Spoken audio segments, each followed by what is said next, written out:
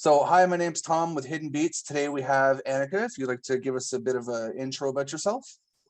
Yes, hello everyone. My name is Annika, and I am a singer, songwriter, piano player from Calgary, Alberta, and I'm super excited to be releasing my first full-length album, and I'm on song number 3 right now. This is the third song coming out off the album, and I'm really excited about it, and I'm happy to be here today. Nice, we're happy to have you.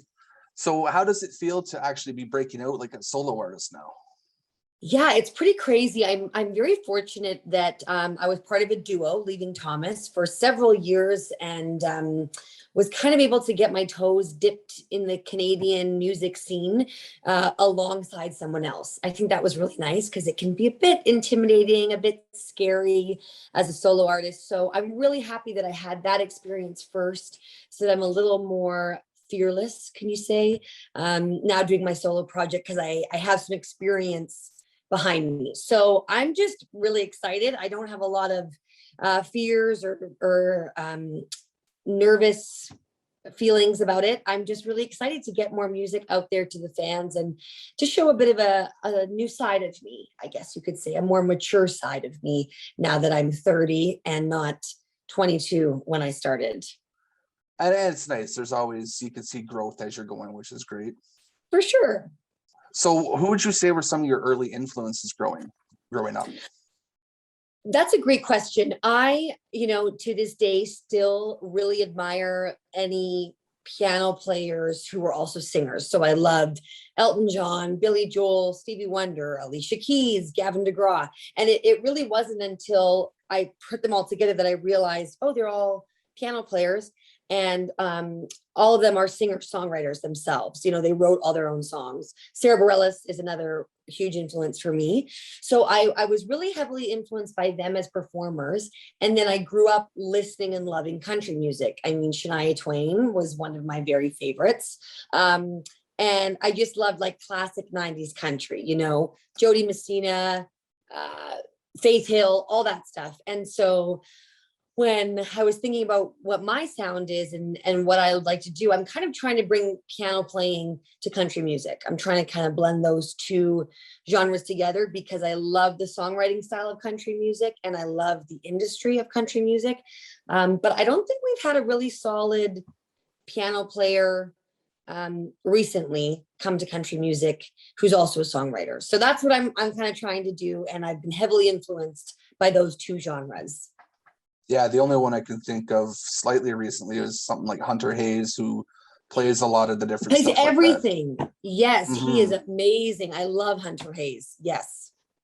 Now, if you had a chance to say collab, like a dream collab with one of these influences, who would it be? Well, I have always said that, Stevie Wonder is my dream collaboration, but I don't feel worthy to even share the stage with him. I would just like to watch him. But I love John Mayer as well. And I think that would be my dream collaboration because him on guitar, me on piano. And if we both wrote something together, I think with his blues influence and my country influence, we could do something pretty cool. Yeah, that actually would be really interesting for sure. Yeah. So one of the main reasons we're here is to talk about your recent single with the Brett Kissel. How was that experience? Yeah, so that was amazing. I wrote the song Encore with 4 people on a writing retreat, and the song was never originally meant for me. We were writing it was supposed to be a male song, and then when the demo was done, we thought this would be actually an amazing duet. And so we kind of had that idea circling around when I was doing my album, but we thought, who are we going to get to sing on it? And my husband plays drums in Brett Kissel's band. So I know Brett, and I've, met him several times. And he kind of was a great mentor to me and my duo partner, just on and off. We've been on performances together or whatever. And one of the writers said, well, why didn't you ask Brett to sing on it? And I thought, there is no way he's going to have the time to do this duet. And they said, we'll just swing for the fences. We'll just ask him, like, what's the worst that can happen? He can say no, whatever.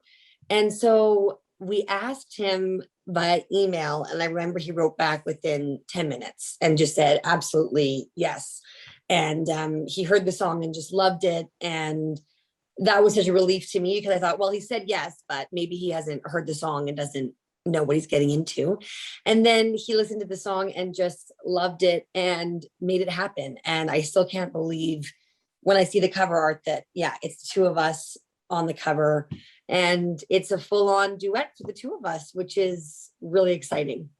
No, when I saw that name pop up, I was like, oh wow, that's going to be an interesting one for sure. Yeah, certainly a different, because I've of course been to lots of his shows. I have all of his albums, and this is a slow ballad, so it's something a bit different for him as well, which is cool to see that side of his voice, and just a different energy from him too, which was really cool to be part of. Yeah, we actually got to shoot one of his concerts, I think just as COVID started. So it was fun to get out and see that.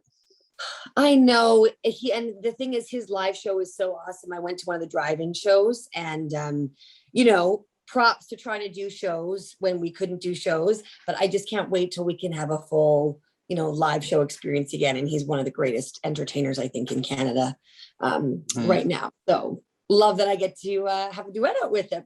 Yeah, no, that's pretty sweet. So you got your second single, Love Looks Like You, which is definitely a more emotional, moving single. Yes. What was your headspace in that, and how were you inspired to write that one? Yeah, so what we're doing is every single that's coming out, it's coming out with this B-side track. So I'm calling them twingles. And so Encore is obviously a very romantic, intimate ballad. And Love Looks Like You came from a romantic space, but a different, I guess, phase of romance. Encore is about that initial beginning of a relationship kind of thing. Love Looks Like You, to me, feels like a wedding song. To me, this is a song that's about finding your person after you've been struggling or searching for so long. And that feeling when it just, solidifies. You solidify in a relationship and it just feels right. And this is your person. So I was kind of inspired by Michael Bublé's song Home, that kind of waltzy, easy listening feeling in terms of the melody and the chords and stuff like that. And then melodic lyrics wise, I came in with the hook, Love Looks Like You, and the normal three people that I write with totally got behind the song, got behind the hook, and made it a really romantic, sweet, kind of timeless song, in my opinion. And so I think it's a great wedding song, and I convinced my sister to let me sing it at her wedding for her first dance. So that's coming up in October. So that will be kind of the live debut of the song, which will be at my sister's wedding, which is kind of cool. That's nice. Actually, we got the chance to listen to it, and I recently got married myself, and I thought the same thing. It would have been kind of there you go. Okay, nice little perfect. song for that. Mm-hmm. Yeah. No, so that worked out nice. Yeah. So is there something that is exciting about releasing the two singles at once, or even scary potentially? Well, yeah, it's funny. I know it's very unconventional to do two singles at once, but I'm someone who, firstly, I miss that people don't really make albums anymore. I loved going to the store, going to HMV and getting my favorite artist's new album and listening to it from top to bottom. Now, I have 14 songs on this album. So I knew in today's environment, it's not really realistic to release 14 songs on Spotify and, Apple Music and hope that people listen to all of them. However, I didn't want to release one single every 4 months because I didn't want listeners to go to my page and only have one song to listen to. Because as a consumer myself of music, I want to hear more. So we released the first two. Now we're on kind of the second set of Twingles. And I really think it's exciting because it's this A-side, B-side thing where you get to see different parts of my personality, my soul, my what's going on in my head. And I get to share more with fans, which I really love. And in this time where we can't be performing live, I mean, if I was performing live, I'd be doing all the songs that I want to sing. And so this is a way to kind of stay connected with fans while we can't be together in person. So it's always exciting to let something go into the world that you have had close to your heart for a year. And I'm just excited for people to hear it. And it's always exciting on release day when people tell you, what they think of the song what lyrics they love the most. And now I always get to hear which song they kind of like better, which one they relate to more. And it's really exciting because normally it's like 50-50. So I always expect people to kind of naturally like the single, the focus track more, but there's lots of people that say, I love the B side track. And oftentimes that's because of where they're at in their life or what's going on. You know, they connect with one more than the other. And so that's always really exciting to hear. Yeah, I mean, each track can definitely connect differently with someone. Like you said, depends on where they are in their life, for sure. For sure. I mean, even on my first Twingle, one song was about, you know, falling into love, and the other one was about getting over someone. So it was just amazing. Some of my friends in my life, I knew they'd connect with one more than the other because of where they were at. So that's kind of fun. So speaking about your last single, like, I really don't want to, it topped the charts for quite a while. I know. Were you hoping same expectations for these new ones, or how did that come up? How did you think You about that? know, I was completely shocked at the response to I Really Don't Want To. And it was a beautiful thing to be surprised by so many radio stations that got behind the songs, and so many just outlets that really rallied around that song. Made me so happy. And it was quite a welcome back to the Canadian music scene, because I've been, you know, away writing for almost 2 years now. So I never have expectations. I always say to my team, you know, I hope for the best, but always expect nothing. And my feeling is always, it is a huge accomplishment just to get a song out to the public, because, you know, you've written it, you've recorded it, you promoted it. There's so much love, time, and energy that goes into it, that to me, the fact that a listener on the other side of the world can hear it, that's enough for me. And if certain outlets get behind it, or it does really well, or gets placed on playlists or whatever, that's all gravy to me. That's all just extra. And I welcome that and I embrace it. But it is truly exciting every time something like that happens, because it just is validation that, you know, the industry is appreciating what you're doing. But at the end of the day, I just love making music and I love getting it out to the people. So that's the big thing for me. So would you say, like, writing and everything is almost therapeutic to you in a sense? Yeah, I think writing, and specifically co-writing. For a long time, I wrote by myself. And then really when I started doing work with Leaving Thomas as the duo, that's when I started co-writing.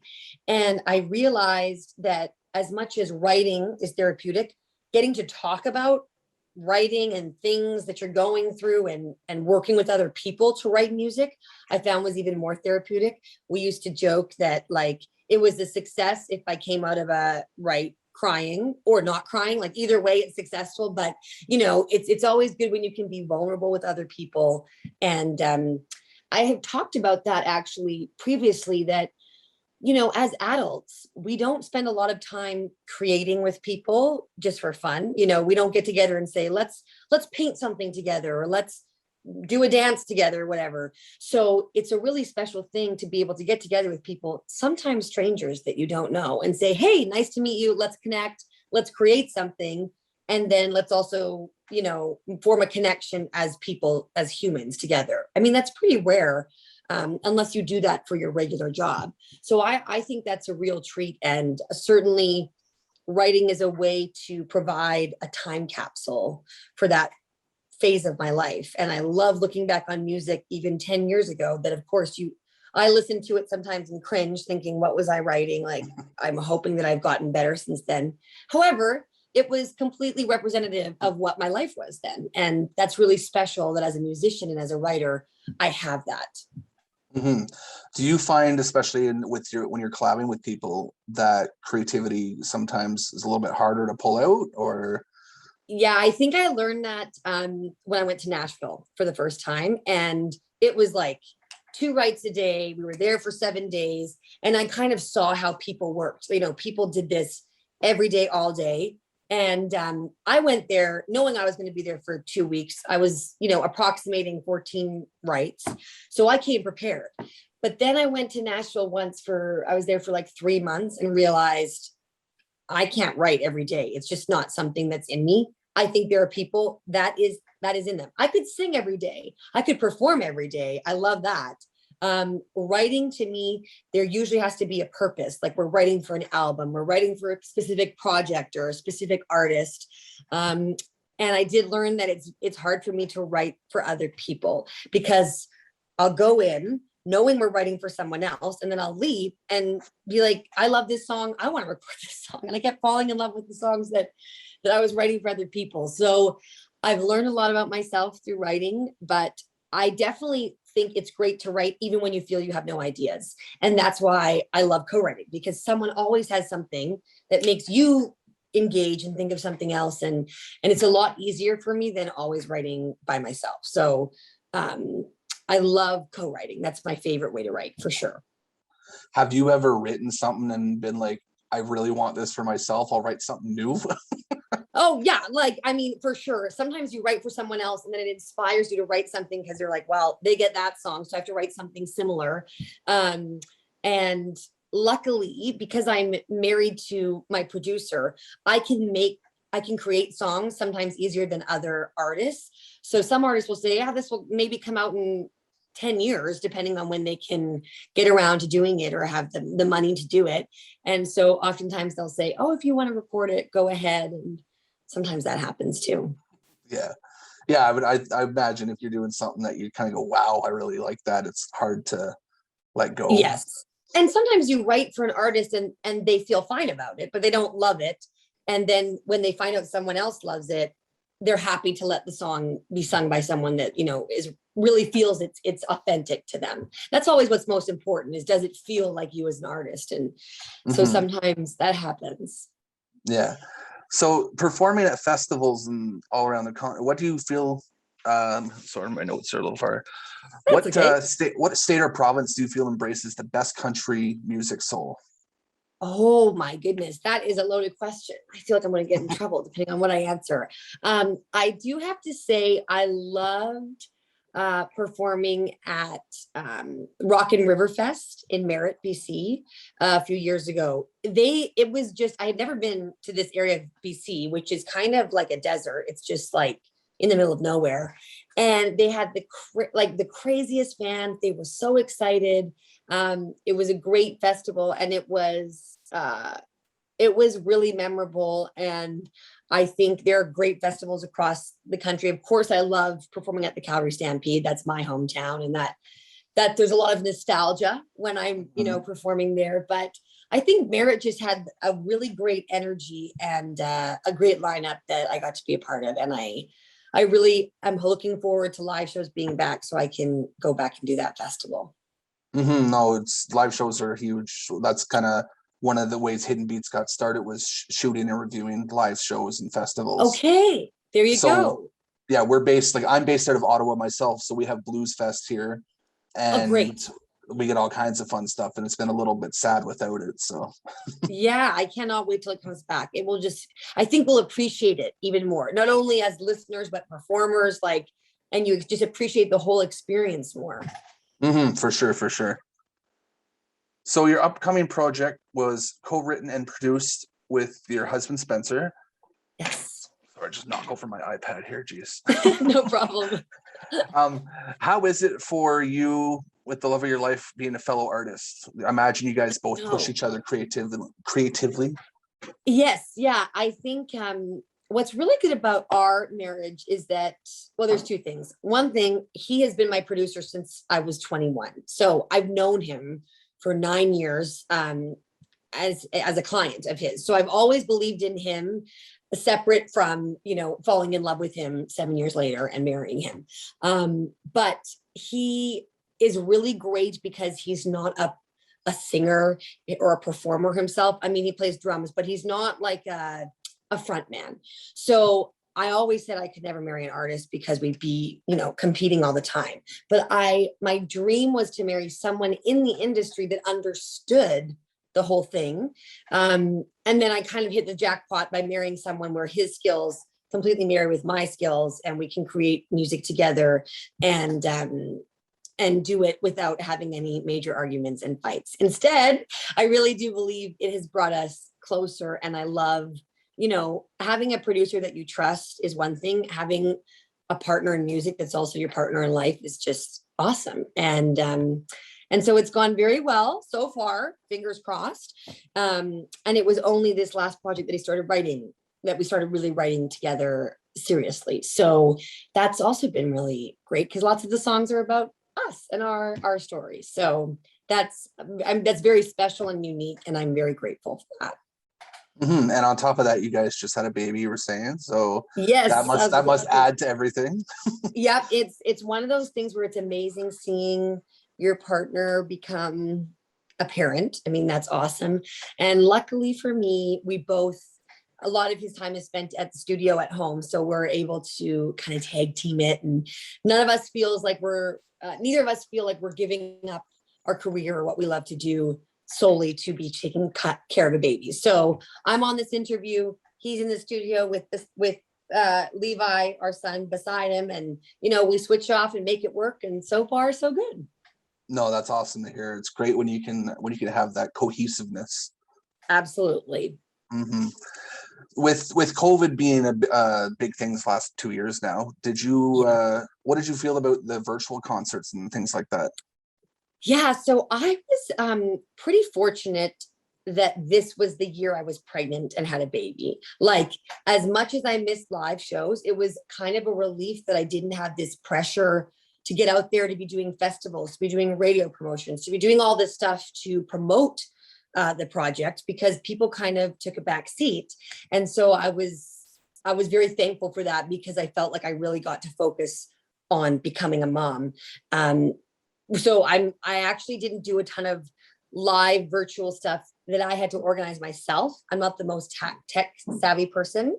However, I did a few like virtual songwriter rounds, which I loved, and some Facebook Live stuff through other organizations that I could just hop on, and we did some stuff. And I was really thankful that other artists were being very proactive about that, and including me in their performances, because I was a bit busy being pregnant, and it made it so much easier that I didn't have to travel to Toronto or do this, that, or the other thing. I could do it from the privacy of my own home, which was awesome. But I do feel it's not the same, and I so look forward to being in front of a live audience someday again, soon, hopefully. Yeah, it's a completely different feeling. Like, we had to transition into doing more interviews, things like that, since we can't shoot anything. And so I get what you're saying.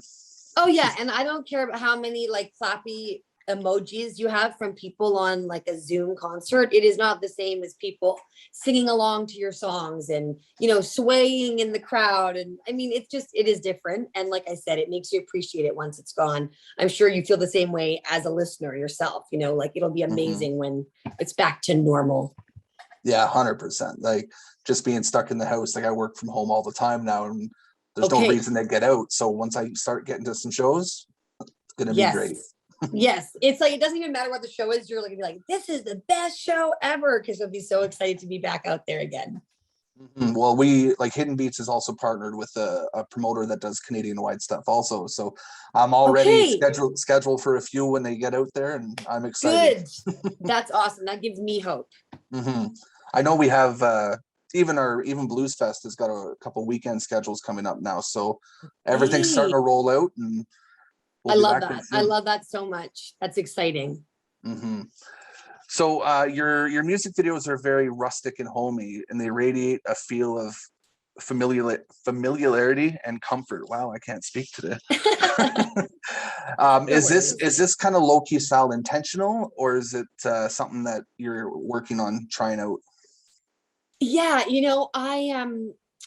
I think it's been interesting just with music videos from a strategic point of view. We're so video content heavy as listeners. However, it's very hard to generate funds from music videos now, where before it wasn't.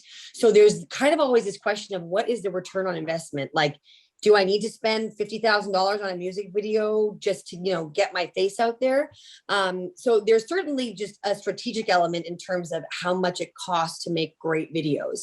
What I've found is that I love to make videos. I love to make vlogs, even like kind of lower budget videos.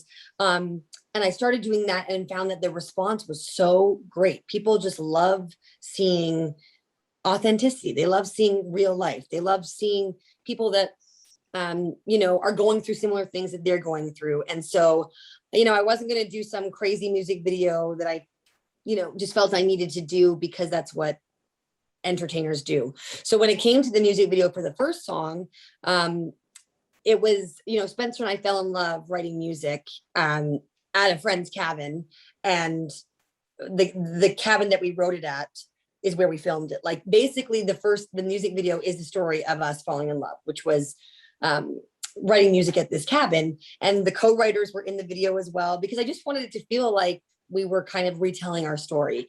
And so I didn't want to have, you know, I know it's not really popular in country music, but I didn't really need a music video set and backup singers and dancers and whatever. I just wanted to let the song speak for itself with some visual elements that supported it. So I always feel the music video should support the song versus the song coming second to the video production. So the video that's going to be coming out for Encore is very simple. I mean, keep in mind, both of these videos were filmed during COVID times too. So that was a challenge on its own.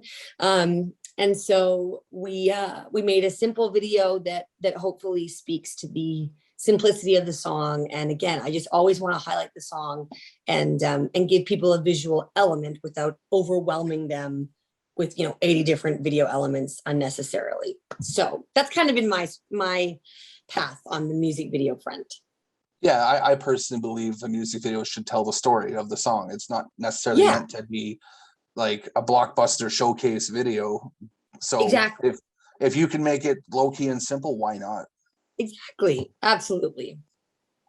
When you were coming up, and then I guess even now, have you been given kind of words of wisdom from specific people that you've held tight to? That's a great question. That is a really great question. I grew up in a family. I'm the youngest of 5, and we were all musical, but I was the only one that really wanted to be a star. And I was the only singer. We all played like string instruments and piano. So I grew up in a very musical family where I was taught discipline in terms of, you might not like this right now, but you have to keep going. So that has been very helpful for me as an artist myself, because it's just such a roller coaster ride that I've never really lost the motivation to continue, even when it's kind of down in the valley. So that was really helpful. And also my parents were very opposite in terms of their approach to my entertaining career. So my mom was the classic, like my biggest cheerleader. She, you know, thought I was going to be a star, and she would come to every show and was always, you know, showering me with compliments. And then my dad was very much the, you know, I got to keep her humble, got to tell her what she has to work on, you know, encouraged me to go to school for something else, which is why I have my degree in accounting. And, you know, kind of told me, Annika, you're really talented, but this is never going to happen for you because, you know, the music business is just, it's impossible kind of thing. So people, I kind of, you know, rag on my dad for being a non-supporter. But again, he was still at every show. He was still the one paying for all my voice lessons and piano lessons and all that. But he didn't have that overwhelming pride every time I was on stage like my mom did. And so I think they balanced each other out, and they gave me a very realistic view of what a music career might look like, which is why I had another job and, you know, did other things so that I could continue on in music even when I wasn't making a lot of money. And it's I think very important to have that balance of cheering someone on, but also recognizing that if they don't reach this certain level of fame or success, they haven't failed. And you can still be very talented and enjoy what you're doing. And so that, as I always cling to that, because I think I was given a God-given talent. I think I was given a good work ethic, and I think I meant to be on stage and I meant to be writing music. And so I hold tight to that, and then don't get caught up on what happens after I release the music. So that's been very helpful to me. Mm-hmm. Yeah, I always find if you're brought up a certain way and you have that ethic, you can make anything work for you usually. For sure. And I think it's important to realize that sometimes your goals change, and what you wanted when you were 18 isn't what you want when you're 30, and that's okay. I think allowing yourself to let your goals change is also something that I've held tight to. Yeah, I never thought I'd be doing anything like this with my life, to be honest. So See, there you go. I know. And Mhm. I mean, I experienced quite a bit. I was very nervous to be like a pregnant musician, because in the Canadian scene, I just felt like, people can talk about Maren Morris or Carrie Underwood in the States and stuff, but they have achieved a certain level of success and fame. Whereas I'm, in a way, kind of relaunching my whole career. And it was Brett Kissel, actually, when I told him, he said, I thought, maybe he would not want to do the duet with me because he thought that I wouldn't have, the time to promote it or the dedication to the project. And he was so thrilled for me. He's like, that is awesome. And you can be a mom and you can be an artist, and don't let anyone tell you different. And that was really encouraging to hear from a male artist in the industry. And it kind of gave me, my friends can tell me that, but they're not in the music industry. So Mhm. that was also really encouraging. And I never let being pregnant or being a mom influence what I think I can do as an artist, which I think is sometimes difficult to keep in mind. Yeah, I can imagine. I mean, there's so many other things that are going to be swirling around. It sometimes they make it hard. Yes, for sure, for sure. So I won't keep you too much longer. I think we're running about half an hour now. Is there any advice that you might give to women coming up in the industry, like just starting out? Yes, my big piece of advice that I would also tell myself looking back is to write way more than you think you have to write. If you want a 10-song album, you should be writing 100 songs. When you write, you become a better musician, you become a better writer, obviously, and you also meet people in the industry that can help you, that can support you, and that can encourage you. Even if you end up recording songs that you haven't written yourself, having written songs, you'll appreciate them. And I do think you'll be a stronger artist. I'm also, my other big piece of advice is when you're performing, to do a lot of it, but have respect for the audience, respect for the audience and respect for yourself. So don't be shy, and, always thank the audience for coming and giving you an opportunity to share your music with them. You are giving them a gift. So respect yourself, but also understand that you're there to entertain. You're not there to sing like you do in your living room when you're just kind of singing for yourself. I think sometimes we can get so in our own heads that we forget that we're there to entertain. And so I know that advice is very pointed. It's not like, keep trying and you'll do great, which I know is also good advice, but that's very specific advice. Write a lot, perform a lot, have respect for the audience and respect for yourself. That's kind of my 4 pointers. Pointed advice is great because everyone's going to tell you just, do your best and things like that. I know, that's the thing. And people would tell me that. And I remember seeing an interview where Beyonce said, if you work hard, you can do anything. And I was thinking, I've been working hard for a long time. I don't have Beyonce's career. I mean, she has talent, dedication. There's all these other things that she's done strategically that allowed her to achieve that. And so, try really hard, but also be smart about it and take advice from people that maybe have gone up. I'm always learning, and I'm doing things differently now than I was 5 years ago because of advice I've been given. So always be willing to learn is, I guess, another piece of advice too. Yeah, I'm the same way. If you're not learning something every day, then you're not doing something right. That's right. Absolutely. I agree. Well, I think we can wrap this here. And I definitely thank you for taking the time to talk with me. And this has been delightful. Thank you. I appreciate it. And we will definitely be looking forward to more stuff coming from you. That sounds great. I look forward to seeing the interview. I'll be sure to share it. Okay. That sounds awesome. Thank you so much. I really appreciate your support and you taking the time. Not a problem. You have yourself a good rest of the day. And I guess it's the weekend now too. So I know. Happy weekend. Enjoy yours. Oh, mine's going to be busy working all weekend. Oh, shoot. Okay. Well, it's going to be raining here, so I'll probably end up working anyway. But I find that's what I do all the time. I'm doing this 10 hours a day at least. So Well, I was going to say, at least you enjoy it, because that makes it a lot easier, right? it definitely does. That's awesome. All right. I'll see you later. Okay, bye-bye. Bye.